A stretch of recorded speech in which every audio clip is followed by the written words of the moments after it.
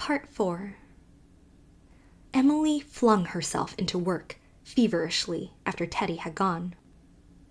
Through long summer days and nights she wrote, while the purple stains deepened under her eyes and the rose stains faded out of her cheeks. Aunt Elizabeth thought she was killing herself, and for the first time was reconciled to her intimacy with Jarback Priest, since he dragged Emily away from her desk in the evenings, at least, for walks and talks in the fresh air. That summer, Emily paid off the last of her indebtedness to Uncle Wallace and Aunt Ruth with her pot boilers. But there was more than pot boiling a-doing. In her first anguish of loneliness, as she lay awake at 3 o'clock, Emily had remembered a certain wild winter night when she and Ilsa and Perry and Teddy had been stormed in the old John house on the Dairy Pond Road. See Emily Climbs. Remembered all the scandal and suffering that had arisen therefrom, and remembered also that night of rapt delight, thinking out a story that had flashed into her mind at a certain gay, significant speech of Teddy's. At least, she had thought it significant then. Well, that was all over. But wasn't the story somewhere? She had written the outline of that alluring, fanciful tale in a Jimmy book the next day. Emily sprang out of bed in the still summer moonlight, lighted one of the famous candles of New Moon, and rummaged through a pile of old Jimmy books. Yes, here it was, a cellar of dreams. Emily squatted down on her haunches and read it through. It was good. Again it seized hold of her imagination and called forth all her creative impulse. She would write it out. She would begin that very moment. Flinging a dressing gown over her white shoulders to protect them from the keen Gulf air, she sat down before her open window and began to write. Everything else was forgotten, for a time at least, in the subtle, all-embracing joy of creation. Teddy was nothing but a dim memory. Love was a blown-out candle. Nothing mattered but her story.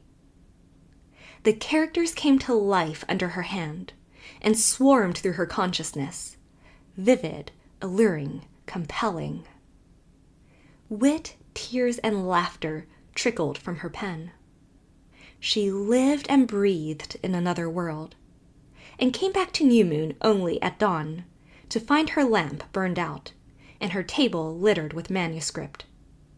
The first 4 chapters of her book. Her book! What magic and delight and awe and incredulity in the thought! For weeks, Emily seemed to live really only when she was writing it. Dean found her strangely rapt and remote, absent and impersonal. Her conversation was as dull as it was possible for Emily's conversation to be. And while her body sat or walked beside him, her soul was where? In some region where he could not follow at all events. It had escaped him. Part 5. Emily finished her book in 6 weeks. Finished it at dawn one morning. She flung down her pen and went to her window, lifting her pale, weary, triumphant little face to the skies of morning. Music was dripping through the leafy silence in Lofty John's bush. Beyond were dawn-rosy meadows and the garden of New Moon, living in an enchanted calm. The wind's dance over the hills seemed some dear response to the music and rhythm in her being. Hills, sea, shadows all called to her with 1,000 elfin voices of understanding and acclaim. the old gulf was singing. Exquisite tears were in her eyes. She had written it. Oh, how happy she was! This moment atoned for everything. Finished, complete. There it lay, A Cellar of Dreams, her first book. Not a great book, oh no, but hers, her very own.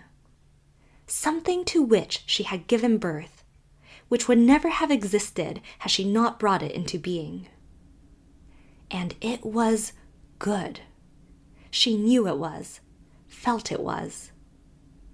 A fiery, delicate tale, instinct with romance, pathos, humor. The rapture of creation still illuminated it.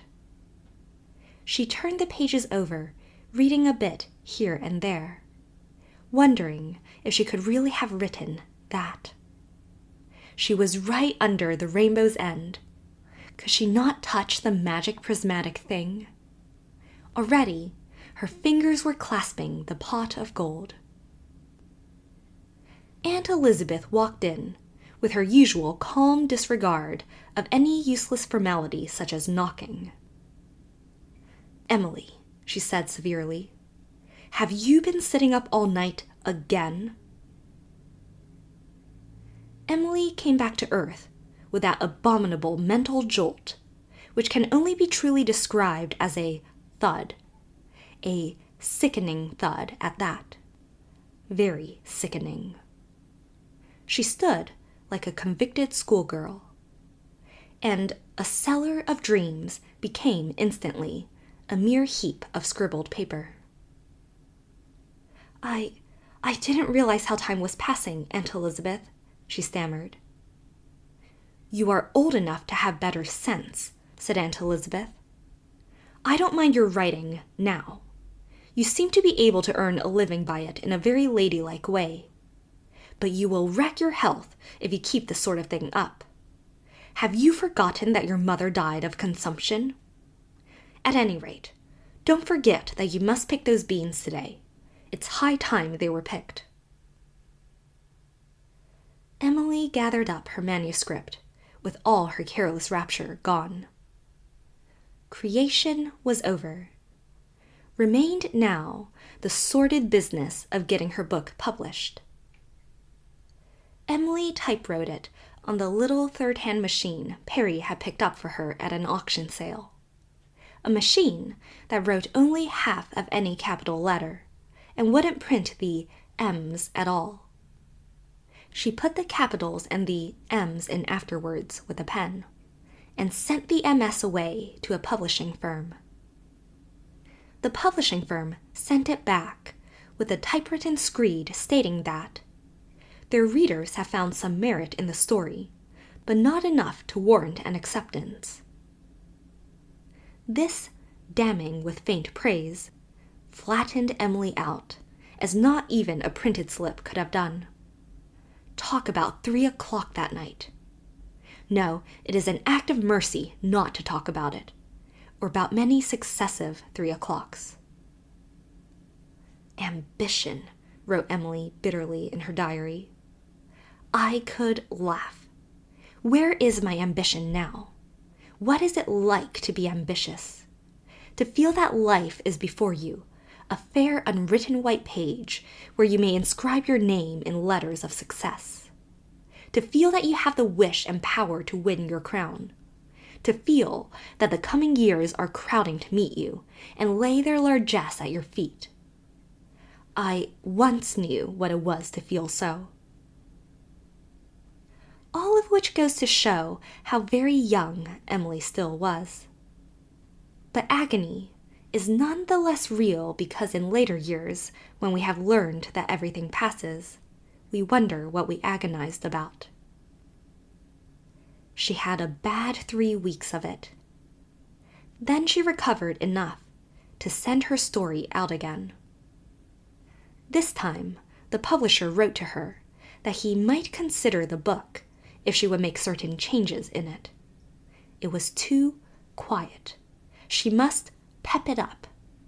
And the ending must be changed entirely, it would never do. Emily tore his letter savagely into bits. Mutilate and degrade her story? Never. The very suggestion was an insult. When a third publisher sent it back with a printed slip, Emily's belief in it died. She tucked it away and took up her pen grimly. Well, I can write short stories at least. I must continue to do that. Nevertheless, the book haunted her. After a few weeks, she took it out and reread it, coolly, critically, free alike from the delusive glamour of her first rapture and from the equally delusive depression of rejection slips. And still, it seemed to her good. Not quite the wonder tale she had fancied it, perhaps, but still a good piece of work. What then? No writer, so she had been told, was ever capable of judging his own work correctly. If only Mr. Carpenter were alive, he would tell her the truth. Emily made a sudden, terrible resolution. She would show it to Dean. She would ask for his calm, unprejudiced opinion and abide by it. It would be hard. It was always hard to show her stories to anyone, most of all to Dean, who knew so much and had read everything in the world. But she must know, and she knew Dean would tell her the truth, good or bad. He thought nothing of her stories, but this was different. Would he not see something worthwhile in this? If not... Part 6. Dean, I want your candid opinion about the story. Will you read it carefully and tell me exactly what you think of it? I don't want flattery or false encouragement. I want the truth, the naked truth. Are you so sure of that? Asked Dean dryly. Very few people can endure seeing the naked truth. It has to have a rag or two to make it presentable. I do want the truth, said Emily stubbornly. This book has been, she choked a little over the confession, refused 3 times. If you find any good in it, I'll keep on trying to find a publisher for it. If you condemn it, I'll burn it. Dean looked inscrutably at the little packet she held out to him. So this was what had wrapped her away from him all summer, absorbed her, possessed her. The one black drop in his veins, that priest jealousy of being first, suddenly made its poison felt. He looked into her cold, sweet face and starry eyes, gray-purple as a lake at dawn, and hated whatever was in the packet. But he carried it home and brought it back 3 nights later. Emily met him in the garden, pale and tense. Well, she said. Dean looked at her, guilty. How ivory white and exquisite she was in the chill dusk. Faithful are the wounds of a friend. I should be less than your friend if I told you falsehoods about this, Emily. So, it's no good. It's a pretty little story, Emily. Pretty and flimsy and ephemeral as a rose-tinted cloud. Cobwebs, only cobwebs. The whole conception is too far-fetched. Fairy tales are out of the fashion. And this one of yours makes overmuch a demand on the credulity of the reader. And your characters are only puppets. How could you ever write a real story? You've never lived. Emily clenched her hands and bit her lips. She dared not trust her voice to say a single word. She had not felt like this since the night Ellen Green had told her her father must die. Her heart, that had beaten so tumultuously a few minutes ago, was like lead, heavy and cold. She turned and walked away from him. He limped softly after her and touched her shoulder. "Forgive me, Star. Isn't it better to know the truth? Stop reaching for the moon. You'll never get it. Why try to write anyway? Everything has already been written." "Someday," said Emily, compelling herself to speak steadily, "I may be able to thank you for this. Tonight, I hate you." "Is that just?" asked Dean quietly. "No, of course it isn't just," said Emily wildly. "Can you expect me to be just when you've just killed me? Oh, I know I asked for it. I know it's good for me. Horrible things always are good for you, I suppose. After you've been killed a few times, you don't mind it. But the first time, one does squirm. Go away, Dean. Don't come back for a week, at least. The funeral will be over then." "Don't you believe I know what this means to you, Star?" asked Dean pityingly. "You can't, altogether. Oh, I know you're sympathetic. I don't want sympathy. I only want time to bury myself decently." Dean, knowing it would be better to go, went. Emily watched him out of sight. Then she took up the little dog-eared, discredited manuscript he had laid on the stone bench and went up to her room. She looked it over by her window in the fading light. Sentence after sentence leaped out at her, witty, poignant, beautiful. No, that was only her fond, foolish, maternal delusion. There was nothing of that sort in the book. Dean had said so. And her book people, how she loved them, how real they seemed to her. It was terrible to think of destroying them. But they were not real, only puppets. Puppets would not mind being burned. She glanced up at the starlit sky of the autumn night. Vega of the Lyre shone bluely down upon her. Oh, life was an ugly, cruel, wasteful thing. Emily crossed over to her little fireplace and laid a cellar of dreams in the grate. She struck a match, knelt down, and held it to a corner with a hand that did not tremble. The flame seized upon the loose sheets eagerly, murderously. Emily clasped her hands over her heart and watched it with dilated eyes, remembering the time she had burned her old account book rather than let Aunt Elizabeth see it. In a few moments, the manuscript was a mass of writhing fires. In a few more seconds, it was a heap of crinkled ashes, with here and there an accusing ghost word coming out whitely on a blackened fragment, as if to reproach her.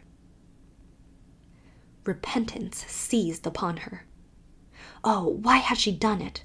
Why had she burned her book? Suppose it was no good. Still, it was hers. It was wicked to have burned it. She had destroyed something incalculably precious to her. What did the mothers of old feel when their children had passed through the fire to Moloch, when the sacrificial impulse and excitement had gone?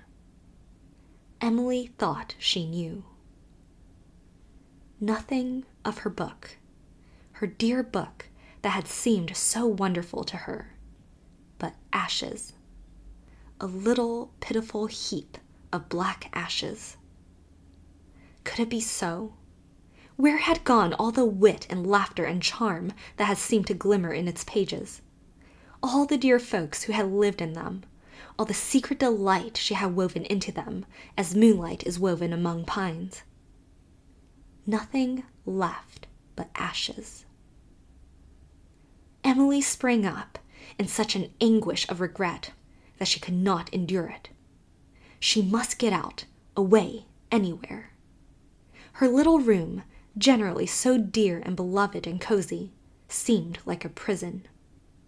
Out, somewhere, into the cold, free autumn night with its gray ghost mists. Away from walls and boundaries. Away from that little heap of dark flakes in the grate. Away from the reproachful ghosts of her murdered book-folks. She flung open the door of the room and rushed blindly to the stair. Part 7.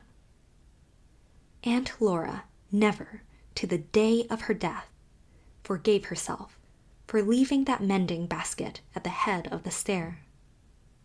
She had never done such a thing in her life before. She had been carrying it up to her room when Elizabeth called peremptorily from the kitchen, asking where something was. Laura set her basket down on the top step and ran to get it. She was away only a moment. But that moment was enough for predestination and Emily. The tear-blinded girl stumbled over the basket and fell, headlong down the long, steep staircase of New Moon. There was a moment of fear, a moment of wonderment. She felt plunged into deadly cold. She felt plunged into burning heat. She felt a soaring upward, a falling into unseen depths, a fierce stab of agony in her foot. Then nothing more. When Laura and Elizabeth came running in, there was only a crumpled silken heap lying at the foot of the stairs, with balls and stockings all around it, and Aunt Laura's scissors, bent and twisted under the foot they had so cruelly pierced.